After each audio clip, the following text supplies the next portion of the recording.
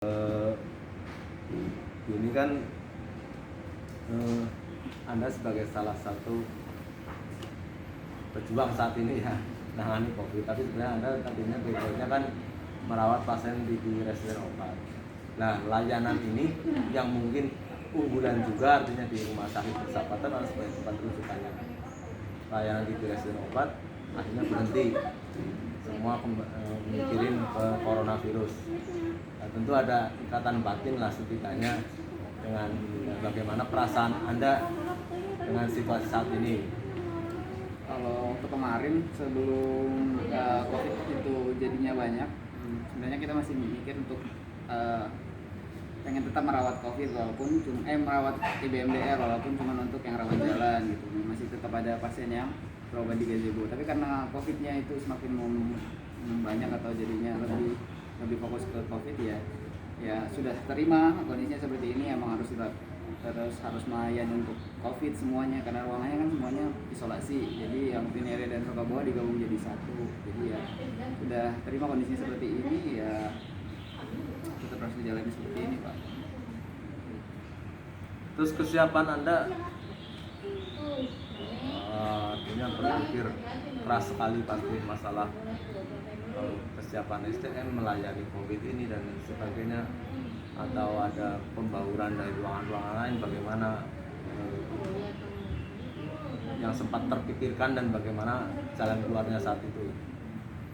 Waktu awal-awal karena pembaurannya lumayan banyak, agak lumayan sulit untuk mengatur SDM-nya. Tapi kalau untuk sekarang pembaurannya masih dalam satu unit instalasi, terus dibantu sama teman-teman kepala ruangan yang lain. Jadi SDM-nya juga bisa membaurnya lebih cepat dibandingin sama yang pertama kali dari seluruh instalasi. Kalau yang karena ini satu instalasi dan dibantu sama instalasinya kepala ruangan yang lain, jadi ini lebih cepat membaurnya SDM-nya juga.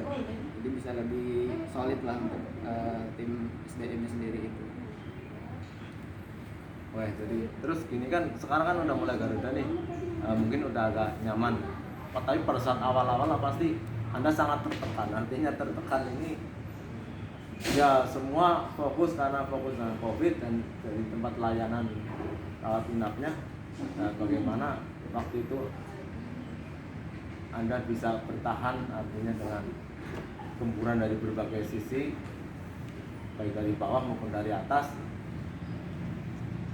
Ya karena di awal sudah jadinya harus ya, jadi terpaksa dan harus menjadi seperti itu, ya dicoba terus dilakukan dengan kondisi yang seperti apa. SDM yang tadinya membawa dari banyak, ada yang instalasi yang lain, ada ICU dan semuanya bergabung jadi satu.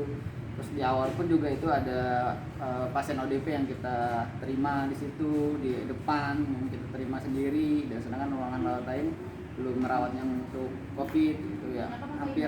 Hampir semuanya kita yang megang ya, ada stresnya, ada jenuhnya, ada ya, sampai semuanya itu juga teman-teman juga udah pada stres dan juga pada pusing untuk mikirin seperti itu ya dan satu-satunya ya dipikirkan cara untuk menyelesaikannya itu. Terus kita juga tetap bicara sama koordinator, sama tim dan lain-lain itu untuk menyelesaikan masalah tadi yang ODP yang banyak, yang ditangani sendiri seperti itu. Jadi kita coba koordinasi dengan yang lain sehingga ada penyelesaian masalahnya. Jadi yang pengurangan ODP sehingga jadinya sampai ODP sendiri itu bentuk ruangan tersendiri di tenda, sehingga jadi bisa lebih terkontrol. Jadi yang ada ODP-nya sendiri, ruang rawatnya sendiri. Jadi kemarin kita ODP-nya dari Pinere, PDP-nya di Pinere, rawatnya di Pinere, semuanya di Pinere, periksanya di Pinere.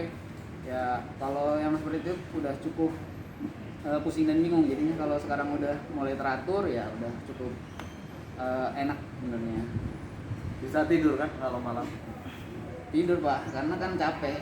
Nah, jadi nggak kepikiran lagi karena udah kecapean.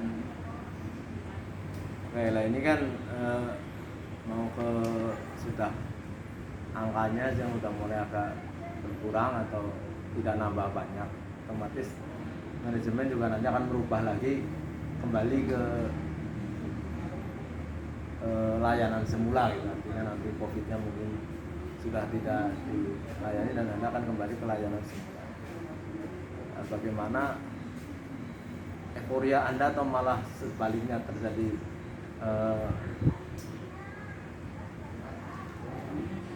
kegampangan karena akan terjadi perubahan situasi lagi gitu.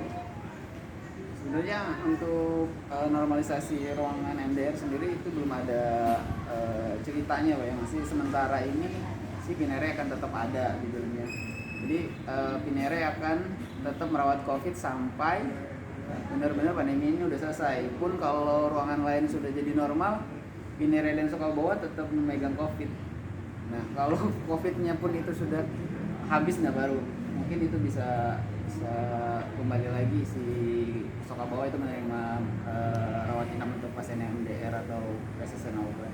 Tapi sementara ini kami ya tetap masih merawat COVID walaupun nanti yang ruangan lain sudah jadi normal kembali. Oke, ini satu pertanyaan terakhir yang di luar konteks, tapi ini bagaimana pendapat Anda tentang ya strategi Indonesia nya sudah sekarang new normal baru lah. Nah, bagaimana pendapat Anda? Kalau dari saya sih mungkin kayak seperti puasi Malakama ya Pak ya. Kalau misalnya tidak jadi new normal akan hancurnya perekonomian Indonesia. Kalau dia new normal ya seperti ini kondisinya pasti akan pandemi ini akan panjang jalannya, pasti akan terus ada dan ada. Tapi kalau misalnya itu tidak jadi new normal pun pasti ada sesuatu juga yang rusak di situ, kayak kehidupannya masyarakat, ekonomi masyarakatnya pasti ya karena kuliah 2-3 bulannya mereka tidak bekerja, ada juga yang Gojek cuma bisa GoFood doang gitu. Jadi penghasilan memang jadinya turun, kualitas ekonomi, kualitas kehidupan jadinya pada berkurang semuanya gitu. Pun sekarang juga banyak yang naik gitu dari listrik, BPJS dan lain-lain. Kalau misalnya new normal ini tidak ada, pasti akan tingkat kemiskinan akan lebih tinggi lagi dibanding sebelumnya gitu. Jadi seperti bos Malakama, kalau nggak new normal pasti banyak yang miskin atau kelaparan. Kalau new normal ya pasti banyak kejadian yang positif, atau pandeminya masih akan terus sampai entah kapan ya ceritanya seperti itu kalau new normal seperti ini. Oke, ini tadi wawancara sedikit dengan Imam Kurniawan Rizal. Semoga ada sedikit informasi yang bisa diterima. See you next time.